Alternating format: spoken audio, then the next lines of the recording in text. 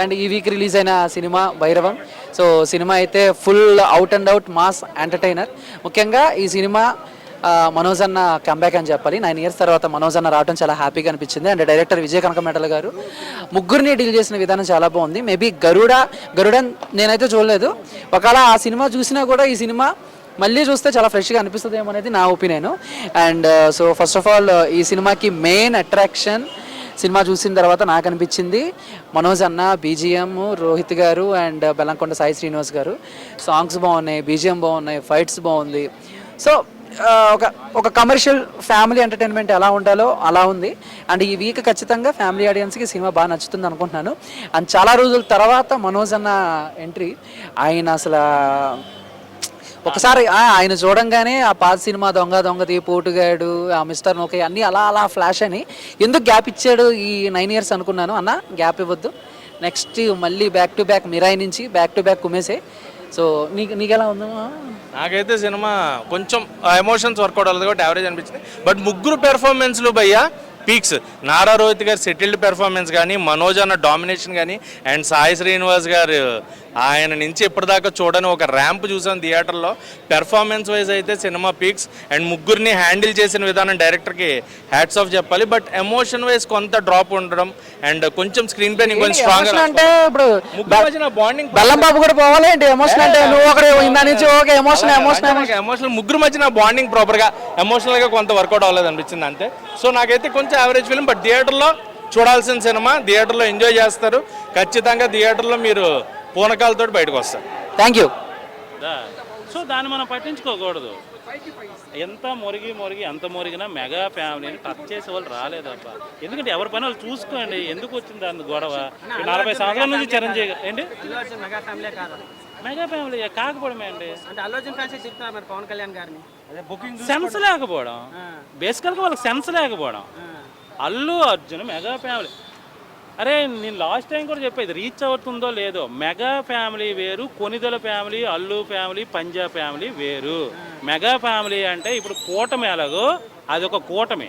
చిరంజీవి గారి కింద ఉన్న ఒక రొక్సం కింద ఉన్న వీళ్ళందరూ మెగా ఫ్యామిలీ కింద వస్తారు. అది చిరంజీవి గారి యొక్క చెట్టు కింద ఉన్న వాళ్ళు వీళ్ళందరూ ఏర్లు. ఈ ఏరు సపరేట్గా వెళ్ళిపోయి ఒక మొక్క తీసి ఎక్కడో పాతీసామా లేకపోతే ఇంకోటి పాతీసామా అంటే అల్లు అర్జున్ కొనిదెల ఫ్యామిలీ కాదు, అల్లు అర్జున్ పంజాబ్ ఫ్యామిలీ కాదు, Allu Arjun mega family, Allu family. ఈ క్లారిటీ లేకపోయి పిల్లబచ్చాగలకి అది అర్థం కావట్లేదు. సినిమా పరంగా ఇప్పుడు మెగా ఫ్యామిలీలో ఉందా, అల్లు ఫ్యామిలీలో ఉందా? పుష్ప రికార్డ్స్ 2000 కోట్ల కలెక్షన్ అల్లు ఫ్యామిలీలో ఉందా, మెగా ఫ్యామిలీలో ఉందా? అల్లు అర్జున్ పుష్ప కింద ఉంది. అది ఏంటంటే వాళ్ళు సపరేట్ అయ్యారని వాళ్ళు ఒక స్టేట్మెంట్ ఇస్తే ఎలా అనిపించింది? భైరవం ఈ ముగ్గురికి ఏది అసంభవం. మల్టీ స్టారర్ మూవీస్కి తెచ్చింది గౌరవం. ప్రేక్షకులు ఆదరించాలి, చేయాలి గారాభం, తెరపై చూడాలి వీళ్ళ విశ్వరూపం. నాకైతే చాలా బాగుంది నిజంగా. మల్టీ స్టార్ మూవీస్ హ్యాండిల్ చేయడం అంటే డైరెక్టర్ ఈజీ కాదు. వాళ్ళ యుగోలు, ఈ ఫిలిం ఇండస్ట్రీ అంటే కొంచెం యుగో ఉంటుంది. అది ఆ యుగోలు ప్రతి ఒక్క నార్మల్ పీపుల్గా ఉంటుంది. ఇంకా ఫిలిం ఇండస్ట్రీ అన్నాక ఉంటుంది. ఆ యుగోలు పక్కన పెట్టి వాళ్ళు యాక్సెప్ట్ చేయడం పెద్ద విషయం. ఇంకా ఈ సక్సెస్ కొట్టడం ఇంకా పెద్ద విషయం. నిజంగా ఈ మంచు మనోజ్ గారు కానీ, సాయి శ్రీనివాస్ గారిని యాక్టింగ్తో బీభత్సం ఒకరి మించి ఒకరు చేశారు. నారా రోహిత్ గారు ఎక్కడో కొంచెం తక్కువ అనిపించిన ఉన్న సీన్స్లో బాగా అదరగొట్టారు.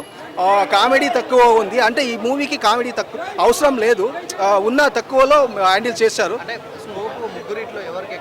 ముగ్గురిట్లో నాకు స్కోప్ అని చెప్పలేము. ఆ సీన్స్కు తగ్గట్టు పెట్టారు నిజంగా. ఇది ఖచ్చితంగా మల్టీ స్టార్ మూవీ. స్కోప్ ఎక్కువ తక్కువ అంటే అది మల్టీ స్టార్ మూవీ లెక్క కింద కాదు. మల్టీ స్టార్ తగ్గట్టు వాళ్ళకి పెట్టారు నిజంగా. ముగ్గురు అంతకుముందు ఎక్కడో కొంచెం సక్సెస్ ఫెయిల్యూర్ అయ్యారు. ఇప్పుడు ఈ మూవీతో కంబ్యాక్ ఇస్తున్నారు. వాళ్ళ డిసిషన్స్ వల్ల, ఆడదాని వల్ల అది మనం క్రియేట్ చేసుకున్నాం. ఆడదాని వల్ల అనేది అది ఉండదు. అది మనం క్రియేట్ చేసుకున్న అవార్డు ఎప్పటి నుంచో పాతకాలం వాడే ఉంటే అది మనం క్రియేట్ చేసుకున్నాం. ఆడదాని వల్ల అనేది లేదు. మనం క్రియేట్ చేసుకున్న వరల్డ్ అనేది మనం క్రియేట్ చేసుకున్న దాన్ని బట్టి నిజంగా ఒక బాగా టెంపుల్ సీన్స్ కానీ ఎలా ఉంది ఓవరాల్గా అయితే బీభత్సం అండి. నాకైతే మల్టీ స్టారర్ మూవీ తీశారు కదా, నిజంగా చాలా డైరెక్టర్స్ డేర్ చేస్తారు. ఎందుకంటే ఇద్దరిని ఆర్ఆర్ మూవీ చూసినప్పుడు చూసాం, మా హీరో గొప్ప సీన్స్లో అని కుమ్మేసుకో గొడవ పడ్డారు. నిజంగా ఈ మూవీ చూశాక చాలామంది డేర్ చేశారు. ఇద్దరి ఈయన ముగ్గురుతోనే హ్యాండిల్ చేశారు. మనం ఇద్దరితో తీయలేమా ఇంకో మూవీ అన్నట్టు చాలా మూవీస్ డేర్ చేస్తారు హీరోస్. ట్విస్టులు చాలా బాగున్నాయి నిజంగా. ముగ్గురు హీరోల్ని హ్యాండిల్ చేస్తూ అంటే ట్విస్టులు చాలానే ఉంటాయి. ముగ్గురు హీరోల్ని హ్యాండిల్ చేస్తూ ట్విస్టులు మనకు అనుకున్నంతగా కాకుండా ఇంకా ఎక్కువ ఉంటాయి. ముగ్గురు హీరోలకు తగినట్టు పెట్టారు. నాకైతే హీరోయిన్ వెన్నెల సాంగ్ సూపర్ కుమ్మేసింది.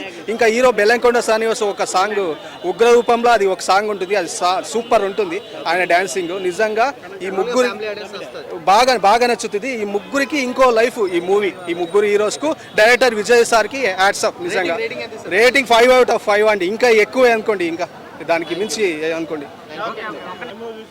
భైరవం అన్న వండర్ఫుల్ మూవీ. భైరవం 3 అక్షరాలు, ముగ్గురు హీరోలు రచ్చరచ్చ చేసారు.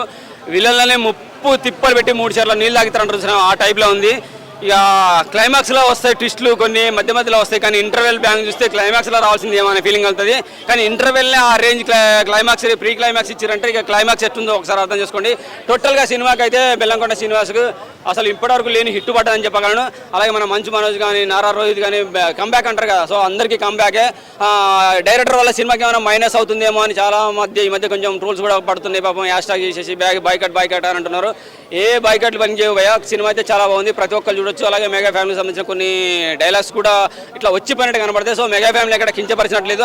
అప్పుడెప్పుడు పాతది ఒకటి పడ్డది, మరి పొరపాటున చేసినా కావాలని చేసినా ఇంకెవరైనా హ్యాక్ చేసినా తెలియదు. కానీ సినిమాకి వాళ్ళ ఏమైనా మైనస్ అనుకుని ఏ మైనస్ అవుతుంది భయ్యా. నేనైతే మెగా ఫ్యామిలీనే సినిమా అయితే చూశాను, నచ్చింది. ఇళ్ళనైతే మెగా ఫ్యామిలీ కించపరిచే సన్నివేశాలు లేవు. అలాగే ఎమోషనల్ సాంగ్స్ చాలా, అంటే మన డివోషనల్ సాంగ్స్ కొన్ని ఎమోషనల్ సన్నివేశాలు వచ్చేస్తే చాలా బాగా అనిపించేది. అంటే బ్యాక్డ్రాప్లో వచ్చే సన్నివేశాలు, ఇక రుద్రతాండవం చేసినప్పుడు శివునికి సంబంధించిన సాంగ్స్ ఉంటాయి కదా, అవి వస్తుంటే గూస్ బంప్స్ అంటారు కదా, ఆ టైప్లో బాగా అనిపిస్తుంది. కాకపోతే పిల్లలు మాత్రం ఒంటరిగా చూడొద్దని అనుకుంటున్నాను. ఎందుకంటే కత్తి సన్నివేశాలు, పొడుసులు, ఎలివేషన్స్ చాలా ఉంటాయి అనమాట. సో విత్ ఫ్యామిలీతో వస్తేనే మంచిది. ఎందుకంటే ఫ్యామిలీ కూడా చూడాలి. ఫ్యామిలీలో కొంతమంది చంపేస్తే సో ఆ బాధ అందరికీ తెలుస్తుంది, చిన్నపిల్లలకు, తల్లిదండ్రులకు అందరికీ తెలుస్తుంది. కాబట్టి సో అటువంటి ఎమోషనల్ డ్రామా కనెక్ట్ అవుతుంది, బాగా చూడాలని కోరుకుంటున్నాను. అలాగే మన ఇందాక అన్న ఎవరో వైసీపీ కూడా బాయ్కాట్ చేస్తున్నారంట. అన్న ఎవరు బాయ్కాట్ చేసినా ఏం కాదన్న, మరి వైసీపీని అయితే కించపరిచే సన్నివేశాలు అయితే ఏం లేవు.